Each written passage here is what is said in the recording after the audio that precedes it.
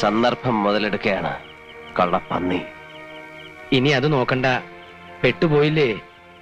എങ്ങനെയെങ്കിലും തലയൂരി എടുക്കുകയാണ് ഇപ്പൊ വേണ്ടത്. 5 ലക്ഷം